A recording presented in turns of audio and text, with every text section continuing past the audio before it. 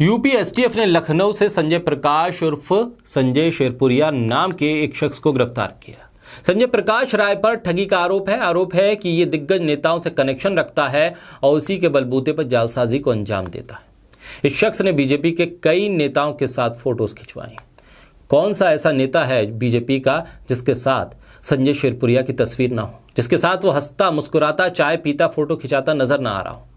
बहुत अंदर तक पैठ रखता है संजय शेरपुरिया बीजेपी के। संजय शेरपुरिया मामले में एक एक करके कई बातें अब सामने आ रही हैं।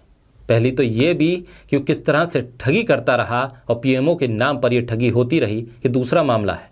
इससे पहले गुजरात का किरण पटेल भी पीएमओ के नाम पर ठगी करता रहा, सुरक्षा ले ली और कश्मीर में मौज मस्ती करता रहा।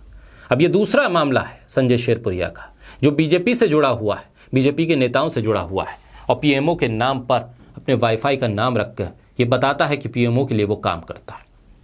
स्टेट बैंक ऑफ इंडिया का डिफॉल्टर भी है। संजय प्रकाश राय और उसकी पत्नी कंचन प्रकाश राय पर आरोप है कि उन्होंने अपनी कंपनी के जरिए एसबीआई को 350 करोड़ रुपए का चूना लगाया। ये बीजेपी में शामिल लोग हैं। संजय प्रकाश शेरपुरिया ने ईडी की जांच निपटाने के नाम पर 11 करोड़ रुपए की ठगी की। यही नहीं, आरोप यह भी है कि खनन का पट्टा दिलवाने के नाम पर कई लोगों से करोड़ों लिए और रफा दफा कर दिया मामले को। जी हां, किरण पटेल बीजेपी से ताल्लुक रखता था, संजय प्रकाश शेरपुरिया ये भी बीजेपी से ताल्लुक रखता है।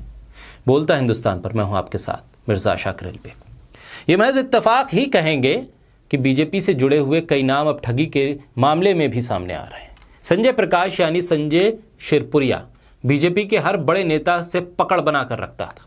वो दिल्ली के कई दिग्गज नेताओं से कई हाई प्रोफाइल महफिलों में मुलाकात करता था।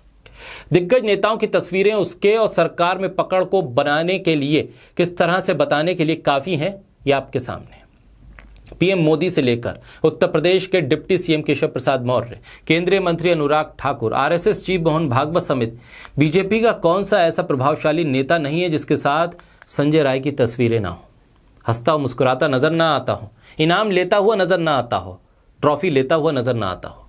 इस ठग की पहुंच का अंदाजा इसी बात से लगाइए कि इस शख्स ने 2019 के लोकसभा चुनाव से पहले मनोज सिन्हा, जी हां, जो मौजूदा टाइम में जम्मू कश्मीर के उपराज्यपाल हैं, उनको 25 लाख रुपए उधार दिए थे।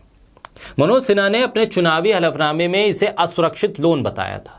मनोज सिन्हा 2014 में यूपी के गाजीपुर से लोकसभा चुनाव जीते थे, लेकिन 2019 में वो बहुजन समाज पार्टी के उम्मीदवार अफजाल अंसारी से हार गए थे।